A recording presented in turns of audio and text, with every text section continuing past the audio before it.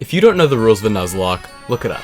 Seriously though, if a Pokemon faints, it dies, only the first Pokemon on each route. Nickname your Pokemon so that their death is sadder. Some people play with harder rules, but I'm a wimp and this is my first run. Before we begin, I'd like to ask you to subscribe. Choice is yours, but I'm very small on the scale of YouTubers, so any support would be amazing. Also, I'm writing the script as I go along with the run, so this part is being written before I started. Can I beat Pokemon Emerald with the rule set of a Pokemon Nuzlocke? Let's find out. Nothing before the start of selection screen happens, so we pick Mudkip and name him Lafiche. We curb stomp May at the low level of 7, and now we can catch some Pokemon. Our first two encounters are a dog named exactly that in Zigzagoon. This Pokemon can sweep the Elite Four and the Champion, so God is not going to be used for the time being. Our Route 102 encounter is a Lotad. How useful. Our HMs seem to be taken care of. Our Route 104 encounter would have been a Meryl, but I forgot to pick up some stupid Pokeballs. I guess huge power Azumarill just isn't happening. In Petalburg Woods, we catch this white ball. Welcome to the team, balls. We should be able to beat the second gym now. We repel through the route above Rustboro, we can guarantee not getting a Whismur. Speaking of which, this is One Direction, or One Directin. Also, our Route 106 encounter is an Abra. With a Great Ball, we actually catch it. Lucky Charm is a powerful special attacker which will be incredibly valuable in the future. Lafiche is a Mosh Stomp now, so I'm pretty confident going into the first gym. Wardigan takes up the two first Geodudes, and then Nosepass comes out. We go back and forth through it, but Roxanne heals a bit too much, leaving her open to a critical hit. We sail over to Dewford and deliver the letter to Stephen so that we can get the experience share, which is incredibly useful for catching up our Pokemon's levels. While in Granite Cave, I find a Makuhita, who gets one shot by my starter. That's not Mud Slap. Also, I thought this was really smart. I extracted Lucky Charm from the box and used Teleport. Okay, never mind. Our next encounters are a Magikarp and a Tentacool. Tentacruel is a broken Pokemon, but I won't use it until the 4th gym. I decide to grind on Route 110 as the experience is better. While I'm there, I pick up an Electric. Electric types are super important for a game with a ton of water types, a water type gym, and a water specialist champion. Let's skip to when we're ready for the gym. Maybe a little overkill, but Brawly's a tough gym leader. I have level 21 Kadabra with Psybeam. Brawly is quite scary, but Kadabra is scarier. I've actually cleared out all the trainers from the 3rd gym, so you can pick up Carlton the Oddish and hop into the Watson fight. I have a feeling this will be clearly one-sided. Voltorb hits a weak rollout, then goes down. Electrike gets a little too greedy with its howls, and then goes down to more mud shots. Magneton hits a weak Sonic Boom, and then gets one shot. Manectric survives a hit, but only ends up hitting a weak quick attack, then goes down. Simple badge. I should definitely level up my Tentacool for the 4th gym. We're getting quite a few levels on Marshtomp while getting levels on my Tentacool. While sun-boosted overheats are quite painful, we should be able to handle the gym with ground-type moves. In a double battle outside Falarbor Town, I almost lost 2 Pokemon. A stressful experience, but I survived. Also, adding a point here, for a little while now I've been skipping encounters, so if a Pokemon comes out of nowhere, don't be surprised. Don't worry, I'll show my boxes before the Elite Four. Also, my favorite thing about Tentacool is that it doesn't learn a water-type move before level 25. So, turns out this guy is a Kecleon with Flamethrower that one-shots my Beautyfly. Help me! After some complications, I made it to Flannery. It turns out Tentacool won't be helping me out today. The 4th gym can be scary, but I hope we make it out. While fighting Camerupt, the combination of Slugma, don't say it, Let's Light Screen, and the Sun make it so I have to start using Mud Shot. All that I can do against the Torkoal is use Mud Shot over and over again. After I get her down to red health, I basically won. She ends up never using Overheat, even in the Sun. Why? The actual with nature power turn into Earthquake here. Anyways, we need to figure out how to defeat Norman. I decide that my best bets are Machoke, who has the fighting type to deal with his first 3 Pokemon, and Anorith, who learns Protect by level up to deal with slacking. The best move we have on it is Metal Claw, but hopefully we can deal with it. Also, I'm going to be using Daycare to grind up my Pokemon to minimize grinding deaths. I realized this while grinding. I cannot beat slacking with just Metal Claw. We are unable to brute force our way through this. So we won't. We're going to Toxic Stall the slacking. We got the TM06. It's time to take on Norman. Everything goes according to plan. The combination of Machamp and Marshtomp take out the first 3 Pokemon, and slacking is successfully Toxic Stalled by Anorith. time for some major team changes. We can't just be using 1 or 2 Pokemon for every battle. Here's the planned team for Winona. Lafiche, Lucky Charm, and Eagle Eyes stay on the team.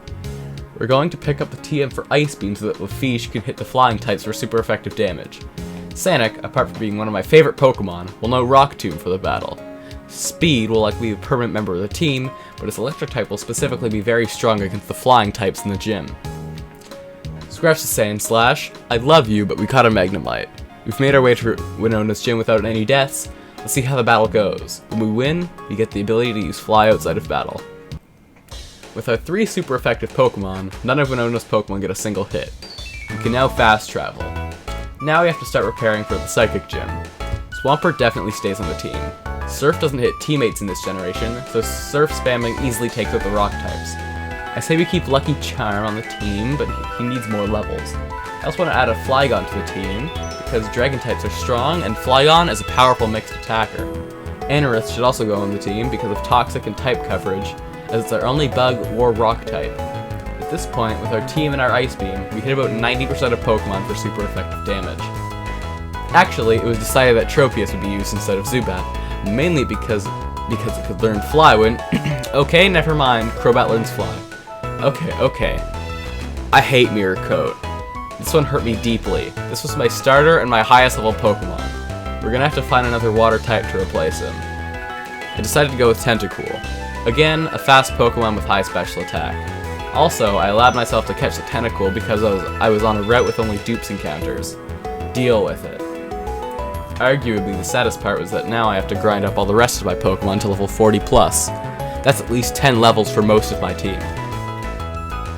This was the hardest grind by far. I think it's time to bring out my trump card.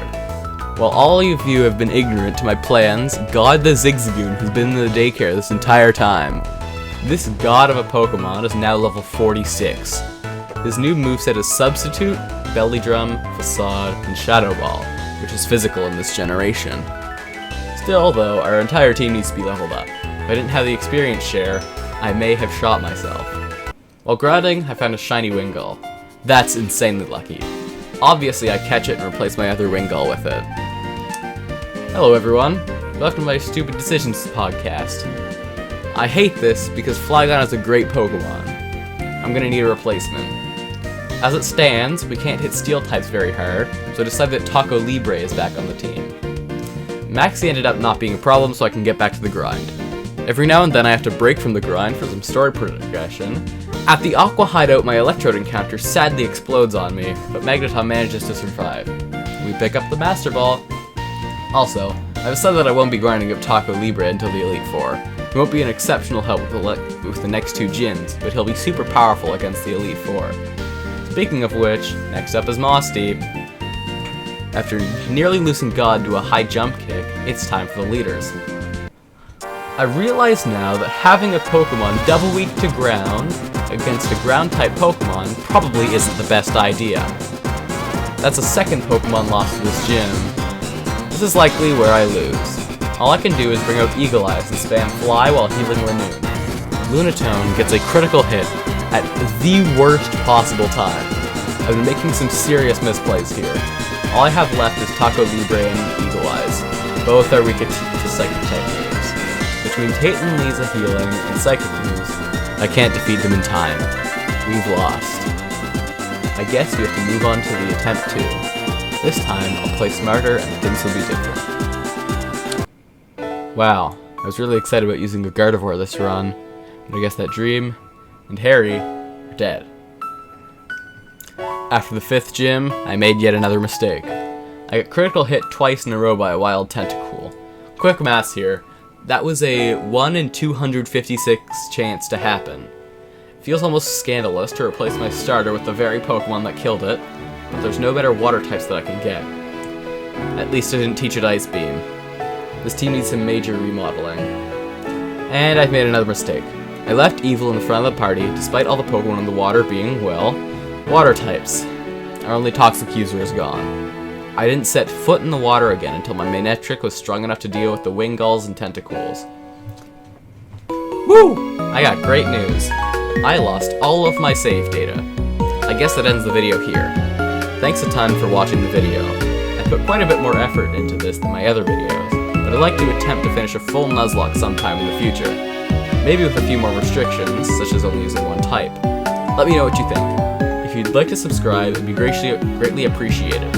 Also, I will not be continuing the Pokemon Platinum Nuzlocke for the time being, as the emulator I'm using, my copy of Pokemon Platinum, is having performance issues with OBS right now. The game runs at quite lower FPS, and it doesn't make for a very enjoyable viewing experience.